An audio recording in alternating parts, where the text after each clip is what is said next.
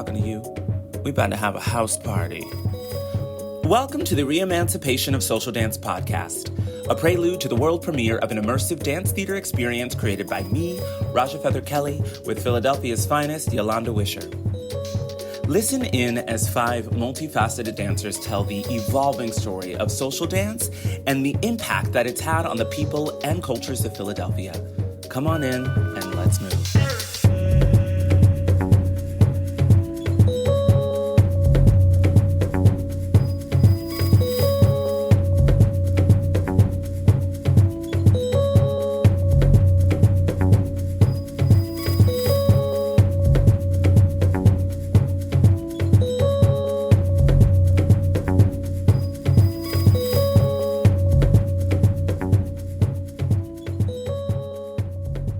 Well, normally it was in school, and one of the girls said, well, okay, I'm going to have a dance at my house tonight.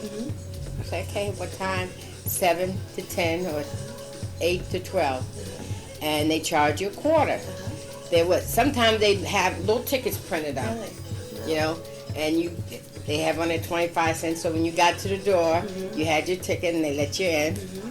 The parents served refreshments, hot dogs and sodas. It might be 25 to 30 couples. But everything was on one floor, and the house was pretty large. So we'd use the living room, and they'd be dancing. Oh, we'd have a ball. We'd have a ball.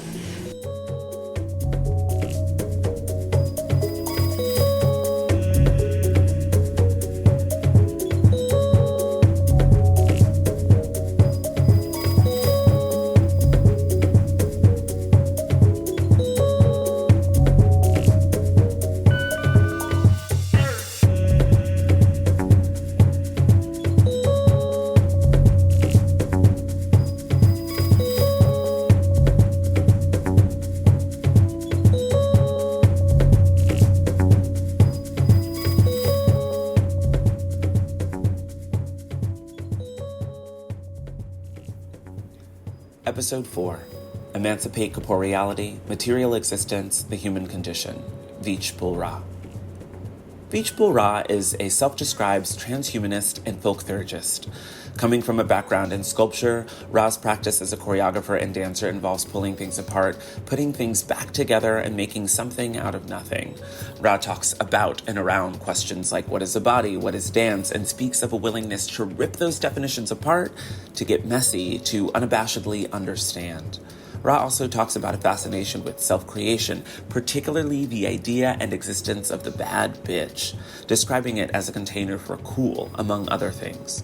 I wonder how we can all get to Ra's way of thinking, or at least a point of creative freedom inside of ourselves where we find a language of play that is deeply liberatory. Hey everybody, take a listen.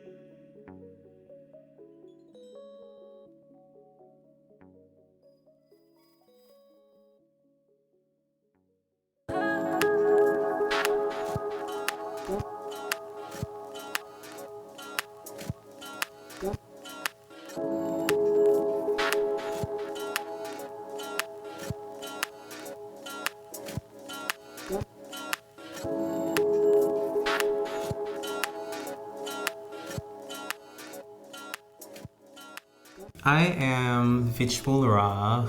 I am a performance maker, performance practitioner. That's what I like to say, actually. So I came to that label sort of from the lens of sculpture first. That's what my undergrad degree is in, and I basically, I should go back a little bit. Throughout elementary school, middle school, and high school, I did a lot of musical theater. before or sort of next to sculpture, next to object making. So I think as I went deeper into sculptural practices, I obviously came across like performance art and its history and connection to fine art, and being the bridge sort of at times between fine art and dance. I think sometimes that's how performance art can be positioned. I would describe my practice as disgusting questioning, you know, just sort of rambunctious asking. And that asking sort of shifts. Sometimes it's asking the self, sometimes it's asking about cultural context, larger social agreements. But overall, I think starting from the questions, disgustingly. Yeah, when I say disgusting, I mean just like really like sinking your teeth in and like, as you're saying, like ripping something apart and like getting nasty with the questions. There are ways of approaching things where you can sort of stay on the surface and like perhaps be appropriate or respectful to the source or whatever you're questioning, or respectful to yourself. And I think like in my practice, I really... It's like, whatever, like get rid of that. Like let's actually move into a little bit of, let's muck it up maybe, so that we can like find something. And maybe we find that thing is like not okay, but we found it. I do think there's a parallel between the sculptural practice and I guess the overall conceptual way that I question. Or like the container of the questioning. It's funny because I think I don't really make sculptures anymore because I don't like getting dirty anymore. Like I used to work a lot in like plaster, like casting stuff or like experimental casting, and then like a lot in clay. And those are like, they're beautiful materials filled with so much just so much history, but also so much knowledge in terms of like how to make an item or an object, but also how to like think of the self and the body as those materials. But I don't know, plaster dries out your skin, clay dust can, like, you know, like the clay dust, and you start like choking, like it's a lot. And so I think I've transferred those tools or modalities into the overall framework and then also onto my body. So I think of my body as those like, with those same kinds of material questions. Like if we go borderline biblical, I think it's biblical. And think of like the body as clay or like sculpted from clay. Philadelphia, I was born here. I've lived here. I haven't moved. I mean, I've traveled, but I haven't moved. I think I grew up in Mount Airy, I should say that, but there's a certain rambunctiousness that I like about Philly. Yeah, I think my relationship to Philly, I definitely do call it home. I don't have any other way of calling it. I'm not interested in calling it anything else. And I think I'm still discovering that like Philly is just larger than I thought when I grew up, you know? Like I was home. I was not, sort of thinking about that dissonance, I was not the girl that was like going out and being like, wow, like let's go hang out in Center City. No, it was literally giving, I'm in Mount Airy, homework, school, back home, internet, musicals. I was not like out there. And so I think now that I'm like older and like able to like just meet, not that I didn't meet these people before, but it's like now that I'm more interested in like developing relationships across the city, I'm understanding it as just like a more lively place, more diverse place.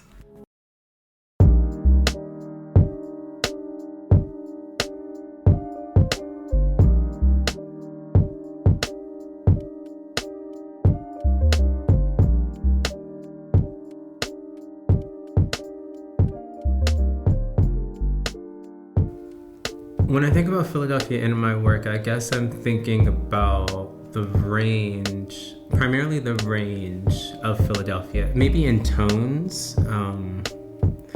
Maybe because I'm from Mount Airy, there's this like, oh God, here's that dancer thing that happens where words start not being useful.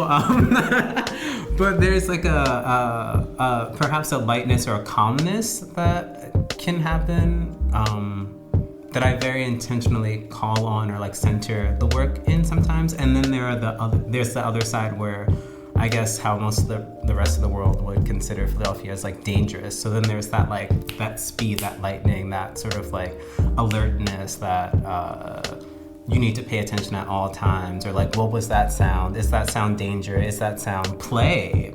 Is that sound just the sound of kids shadow boxing? You know, like what, like, you know, like what? So I think that like those layers and those dualities are really how I would sort of anchor my work directly to Philadelphia. Yeah, outside of like maybe specific things like specific dances or like colloquial like words and like, you know, like outside of very specific things that I might throw in, you know? Yeah, like I think more recently I've been throwing a lot of like technically like social dances into the work, or I mean social dance, street dance, I think that language is those mix, but I'll just say social dance here. And so more specifically like something like the Wu-Tang, which becomes a playground to think about my experiences of Wu-Tanging at recess, in like a group setting and like having that experience, but also thinking about it as like a petri dish for conceptual material, right?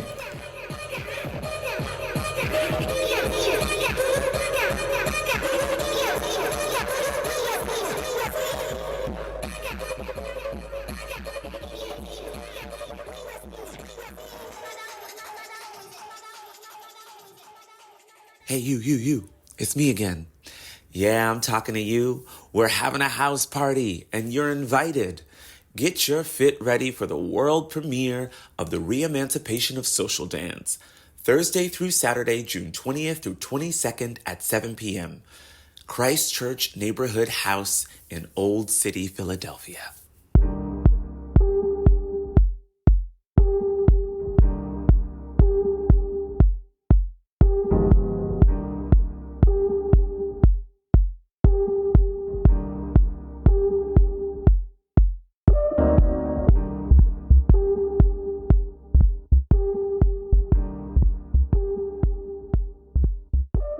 Yeah, in my work, like social dance comes up primarily as like a way of actually distancing myself from people, and finding that like hyper individuality, or finding that position of you and me.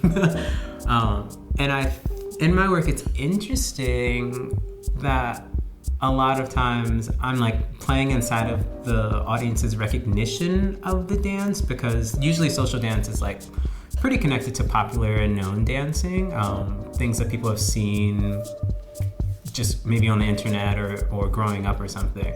So let's say if it's like the electric slide, right? Like that can exist as like a movement phrase to sort of, I guess, like fuck around with, and like, I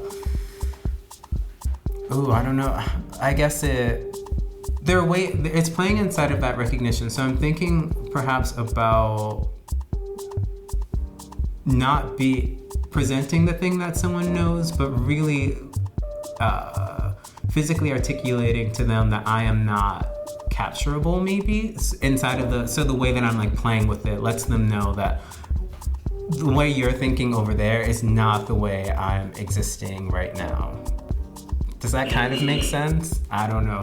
I don't know. I have no clue what that could mean. Exactly. Which I think is the gateway to figuring out what it means, you know?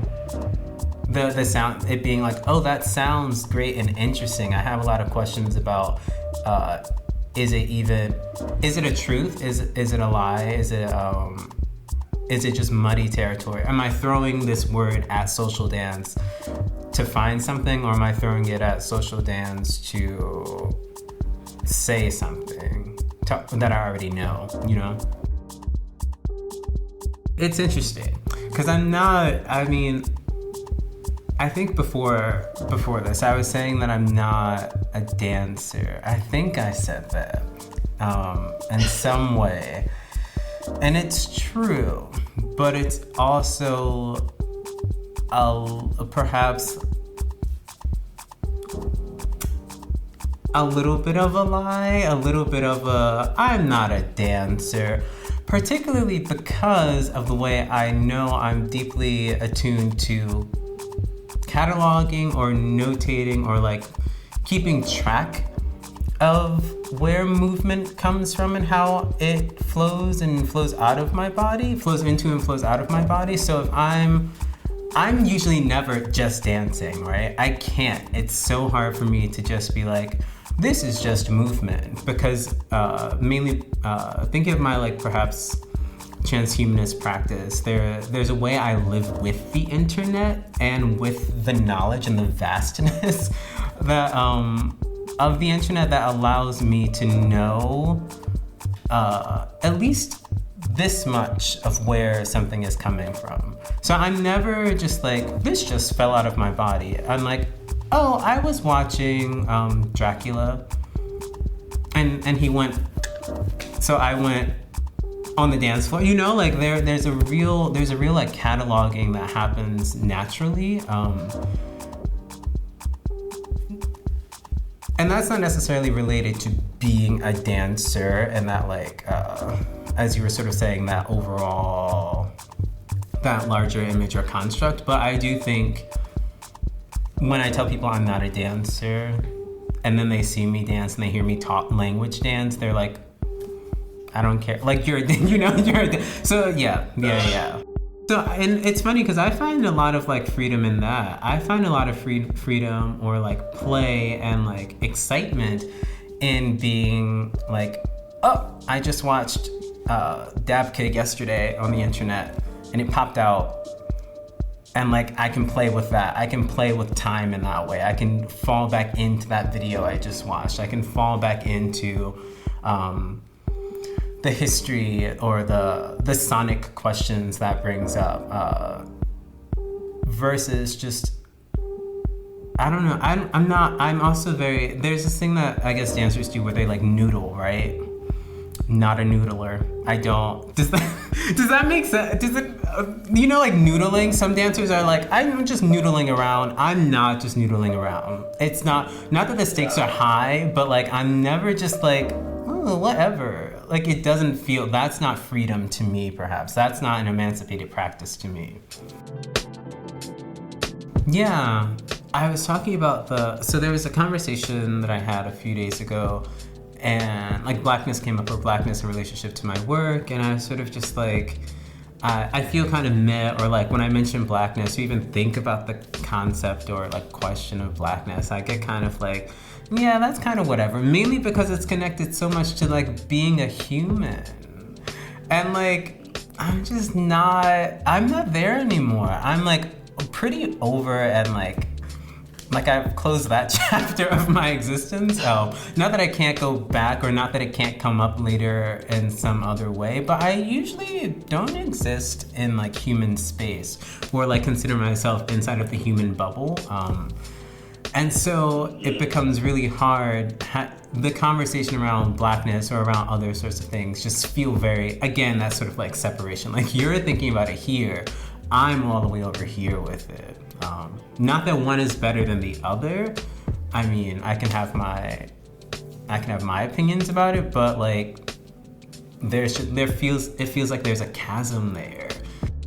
It's something that not just happened perhaps, but something that was happening without me necessarily orchestrating it, right? Like I wasn't like, and today I need to write an affirmation about not being human. You know, it just sort of like, the dominoes kept coming. I think primarily, let's say through creation, right? Like if I'm making things, if I'm a maker, if I'm able to bring things into existence, then what does that say about, and like primarily work inside of forms that are malleable, right?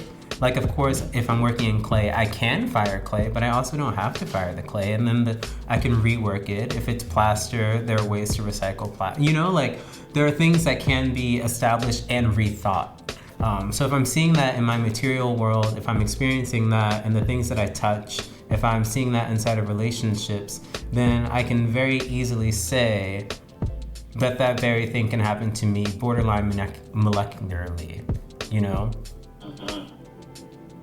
It seems so logical to me that I'm like, I don't know why other people don't do that.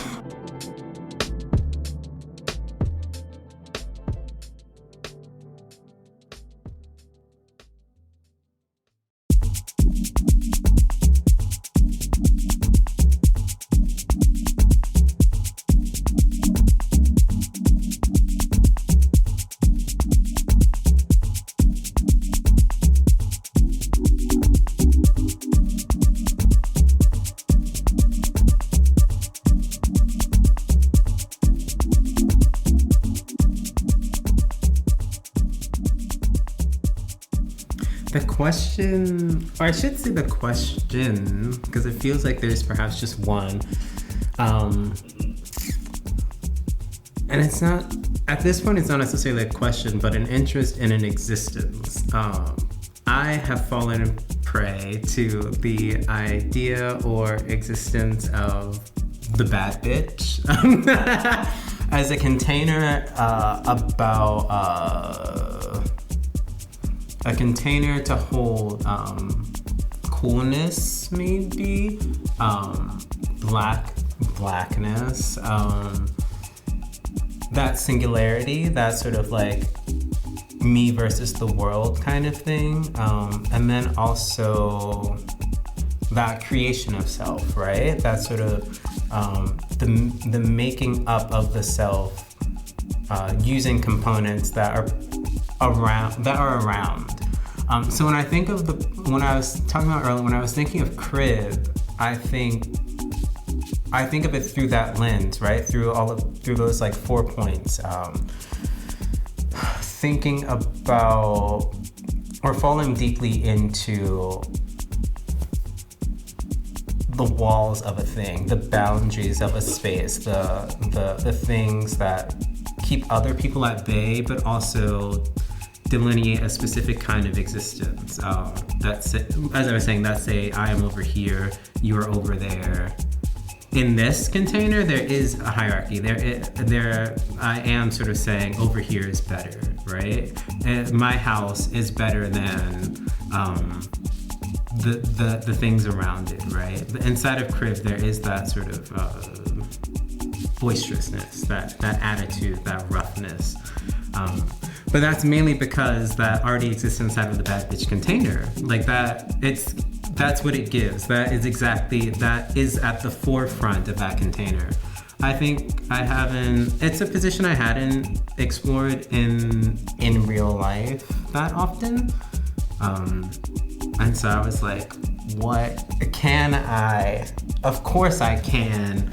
Here I am, you know, like, like let me squeeze into that, you know? And it has infected my daily life, totally. But like, I think completely like positively. And I say that over here, how it's experienced outside of me, I don't know, but I think it deeply supports the creation of reality that I'm already engaged in.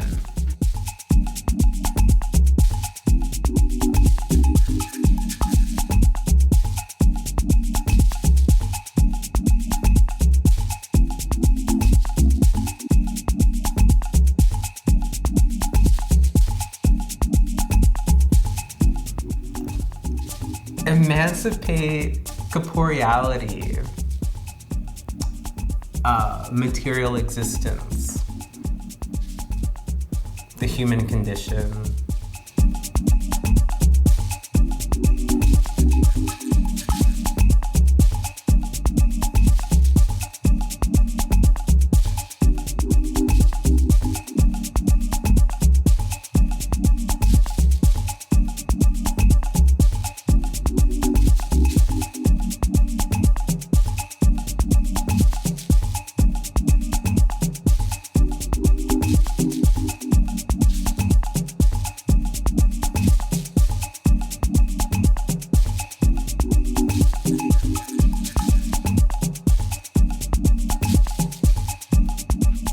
And now we've come to the end of the party.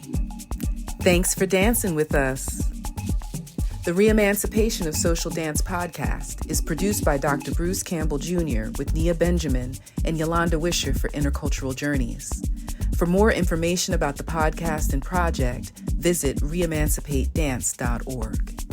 Special thanks to Odunde Inc. and Philadelphia Folklore Project for their permission to use archival audio from the Hucklebuck to Hip Hop African American Social Dance Project. The Re-Emancipation of Social Dance has been supported by the Pew Center for Arts and Heritage. The views expressed are those of the artist and do not necessarily reflect the views of the Pew Center for Arts and Heritage or the Pew Charitable Trusts. Now, you don't have to go home, but you got to get the heck up out of here.